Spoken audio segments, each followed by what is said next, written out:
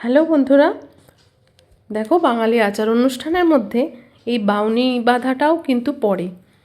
চলো আজকে বাউনি বাঁধার থালায় আমরা যা যা পিঠে দিয়েছি সেগুলো আমি তোমাদের বানিয়ে দেখাবো। আমরা সেদ্ধ পিঠে করেছিলাম, ভাজা পিঠে করেছিলাম আর সরু চাকলি করেছিলাম।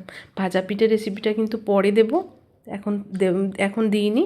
তো আর যে দুটো করেছি সে দুটো তোমাদের দেখাচ্ছি। চলো, আমরা পরিমাণ মতো সেদ্ধ পিঠের জন্য চাল গুঁড়ি নিয়ে নিয়েছি, তার মধ্যে সামান্য পরিমাণ নুন নিয়ে আমরা নর্মাল জলে মেখেছি।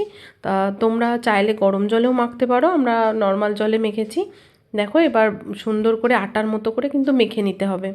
মেখে নিয়ে এবার এর মধ্যে লেচির মতো কেটে এবার ওর মধ্যে পুরটা ভরে এর মধ্যে পিঠের যে শেপটা হয় পিঠের মতো করে শেপ দিয়ে নিতে হবে।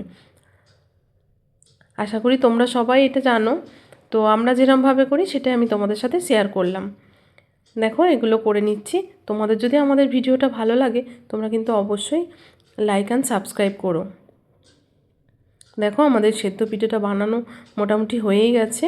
আমরা কিছুটা বানিয়ে নিয়েছি। দেখো আমরা কিছু বানিয়ে নিয়েছি, দিয়ে এবার এগুলো আমরা সিদ্ধ হতে দেব।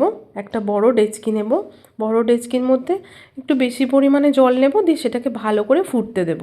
যখন জলটা ফুটে যাবে তো তার মধ্যে সামান্য পরিমাণ নুন দিয়ে দেব। নুন দিয়ে এবার আমরা পিঠেগুলোকে আস্তে আস্তে ছেড়ে দেব। দেখো ছেড়ে দেওয়ার পর আস্তে আস্তে যখন পিঠেগুলো উপর দিকে ভেসে উঠবে না, তখন জানবে হয়ে গেছে। দেখো এবার আমরা আস্তে আস্তে এগুলোকে তুলে নেব। তুলে নেওয়ার পর দেখো আমাদের হয়ে গেছে। দেখো খুব সুন্দর হয়েছে। একটা একটু ফেটে গেছিলো তো কোনো ব্যাপার না, আরও তো বাকিগুলো সব ঠিকঠাকই হয়েছে। চলো এবার আমরা সরু চাকলির কেমনভাবে বানিয়েছি সেটা দেখাই। সরু চাকলির দু বাটি আমরা সিদ্ধ চাল ভিজিয়ে রেখেছিলাম, তার সঙ্গে হাফ বাটি কলাইয়ের ডাল ভিজিয়ে রেখেছিলাম 3-4 ঘন্টা মতো।